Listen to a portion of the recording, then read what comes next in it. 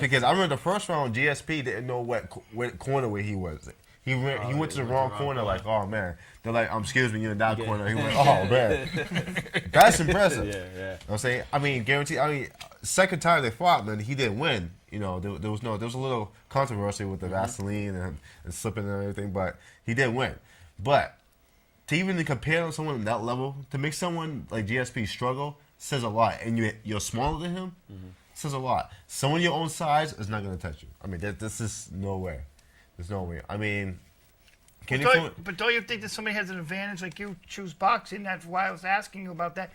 Don't you think it's an advantage to learn more and more different styles, just the wrestling, just because you got so many styles that, you know, it gives you more weapons? Yeah, always. I'm always learning new things, everything, Muay Thai, Jiu-Jitsu, Judo, wrestling. I'm always trying to advance my style, anything, even like karate. If Taekwondo or something, I have something to offer me, I'll learn it.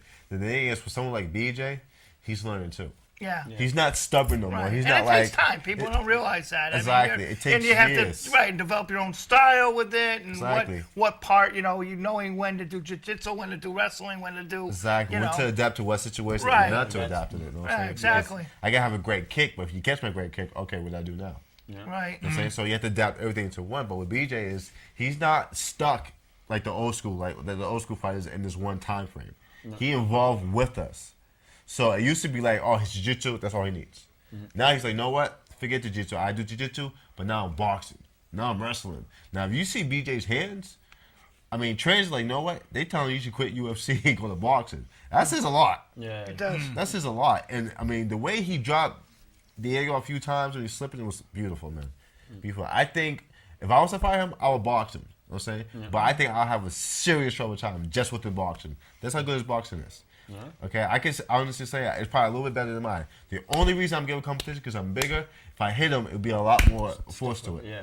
But with speed-wise, I think he'll hit me more, but I'll hit him harder. Well, let's go with that for a minute. You know, you had a winning streak going, and then you kind of hit a little bump in the road.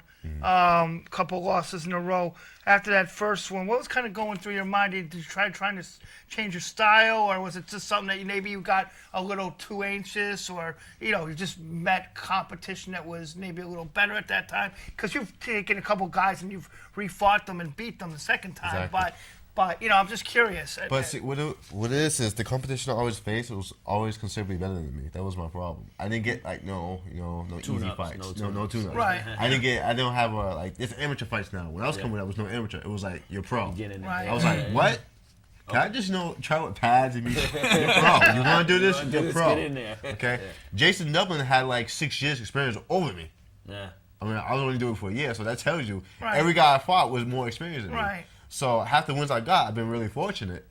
But as time went on, the experience levels went higher. Then yeah, of course, I was bumping into like all-American wrestlers, black belts and kickboxing and stuff like that. I mean, I was pretty good. I was talented. Right. I didn't have experience like that. Right. And you bump into guys like that, I was like, okay, yeah, I'm good. Right. But we meet someone with good experience and know what they're doing. Right. Yeah, that's a little different. Well, because the fights before that you had won by TKOs, and then all of a sudden you had that, and you've won a couple by submissions too. So you have won in different, in different aspects of it. It's not like you just, one way or another. But does that make you looking now? And you're right. I mean, you're fighting guys that they're more experienced and stuff, and that's how you learn and get the experience. Mm-hmm. But do you think that the decision, and I'm not putting you down for this. The decisions, you've had a lot of decisions, which is great. I mean, that win's a win, and obviously you were the better fighter. But do you look at that and say, well, geez, now I really got to get more of Knockouts, wins out instead of this decision win, because people are going to kind of question whether hey, it's controversial. Hey, you got decisions. But what I mean? You know what I'm saying? I could probably it's a double-edged sword. No, let me answer. I mean, I'm not putting them on the spot or anything. No, really. I think it's a good question. No, it's this. It's the competition. You know what I'm saying? It's the competition you give me, right? Right. All right, if you want me to, perform, give me someone who can perform with me. Right. But if you give me some experience who wants to win just as much as me, then, I mean, what do you expect? My first fight in the UFC was Chris Wilson. Chris Wilson took John Fitch to the decision. Now, John Fitch has before he fought GSP, was 9-0 in the UFC. Yeah. Mm-hmm. Okay? And Right. Fitch had trouble with him. That was my first fight in the UFC. Right. Okay, that was my first fight. Yeah. Okay, and the odds were like, 9-1. Right. Okay, he was supposed to kill me. Right. Okay, and I beat him by split decision. I wasn't even supposed to be in a ring with this guy. Right. Okay, but this competition was really high. He was ranked 16th in the world. 16th. Now, think about the 170-pound division. Think of all the fighters. Right. And being number 16th. That means you're top 20 Yeah. in the world. Right. That says a lot. Right. It does. Right, so I beat the guy who was top 20. That's my first competition. Okay, fine. My second competition, Teddy McCoy, another proven fighter. He submitted Pete Spratt. Pete Spratt is a real good fighter. Okay, at one point in time, he was the same level as Matt Hughes. He was ranked at the same level as Matt Right. Hughes. Right. Right. Okay, now this guy beat him. That's my second fight. Okay, They're throwing you to the wolves. it's like they Yeah, throw shit to really. the wolves. Okay, Who's your agent? so I beat him by split decision. All right. The third fight in the UFC, guess who I'm fighting? Dennis Holman, Superman Holman. This is the Right, guy who Holman. beat Matt Hughes twice. Right. Doomsday. Right. Doomsday. Okay, beats you. exactly, right? Exactly. Set that one up. So they called me like, yeah, you want to fight Dennis Holman? I'm like, the guy who beat Matt Hughes twice? Sure, why not? The legend, one of the Right. legends in the sport. Matt Hughes is a legend, but this guy is a Right. legend too. Right. You know what I'm saying? He didn't beat Matt Hughes. He beat him once he was coming up, and he beat him once again in his prime. So that says a lot. You know Yeah. what I'm saying? And this guy has exactly 80 fights. And he has a 75 percentage of win out of those 80 fights. So that says a lot. Yeah. Okay? So this is my third fight in the UFC. Right. Okay? And they expect me to perform. Now, yes, I did knock him out. The first 2 rounds, he was destroying me. Okay, Right. he controlled me. His experience, he Right, knew everything. right. And he said it best in one of his interviews. The John Howard's, they're going to do nothing that I haven't seen. I've seen everything in plus. I'm saying I'm the daddy compared to him.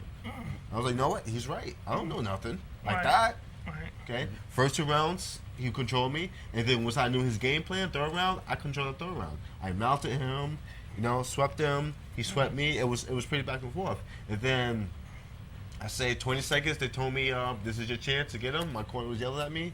I attacked him. 5 seconds left of the round, I knocked him out. And boom. Now that, I can say that was pure talent and heart. Because the skill-wise, he was a better fighter. That fight, he was a better fighter. I mean, I just don't have that experience level. Right. You know what I'm saying? Right. Now, am I happy to win? I'm so happy to win. I'm like, Of course. I'm amazed. You know what I'm saying? But I know from right there, you know what? I need more experience. I need to train more. Right. So I can get on the level. Because Right. for someone, I've never been controlled. But that's how you get experience, by fighting Exactly, somebody like that. fighting someone like that. Yeah. But when you fight legends, of course they're supposed to control you like that. People was Right. give me Right. crap like, how can you like control you? I'm sorry. Someone has 80 fights who fought in Japan, all while in the road. You give me a crap because of that. This is my third fight in UFC. He's been fighting before the UFC existed. Okay, existed. He was in Japan with the Shamrocks. Yeah. Oh, man. Okay, Right. I said, and you give me a crap. Now I beat him, but you give me crap because he controlled me. He's supposed to control me. Yeah. Right. That experience, and then people don't know he has a habit of not preparing for a fight. He prepared for me. Okay, he said in the interview, listen, I was fully in shape. I had my cardio ready and everything, and he said that he went to the third round and he was still in shape, keeping up with me. So I was shocked about that, but he prepared for me fully. It wasn't like he just woke up, just walked in, and just walked Right, in. right. And sometimes he's good for that, and he can still win doing that. Yeah. But he prepared for me. He wanted to make sure. Oh no, I'm beating this kid. Yeah. And he had the fight in the bag, and 5 Well, seconds left. and- let's ask you this: how do you go about? Do you go scouting these guys and stuff? Yeah, I watch everything. I mean, I watch all his fights. I know he was married with 3 kids. Everything, all the stuff y'all think y'all know, we know even more. We go deeper into it. Chris Yeah, we Wilson. talked about this. Yeah, Right, exactly. Plymouth that night. Right, we talked right. exactly We've talked about in this, general yeah. about this too. Is that an advantage or with 3 kids. disadvantage? To It's- know, I mean, there's so much internet information too. That's a And some of serious advantage. That's we want to get in their soul. We want to get in their mindset. Does he have kids? Why is he fighting? Is he just Right. doing this for fun? What's Is he he doing a this for? spoiled kid Right. just doing this like, oh, I Right. can do it? Or he's a kid. You know what? I need to do this because I need to feel my family. Right. We need to know your mindset coming into that cage. Right, right. I'm saying, Oh, I agree with you. What I'm saying is people don't realize MMA fighters that these guys, you guys are it's just like baseball or football. I mean, Yeah. there's not only training, but you guys are scouting these guys and really trying to get into each other's heads to Exactly. know what makes them work. So Exactly. let's to reverse it. A couple of these matches, close decisions, whatever, your things aren't going your way, even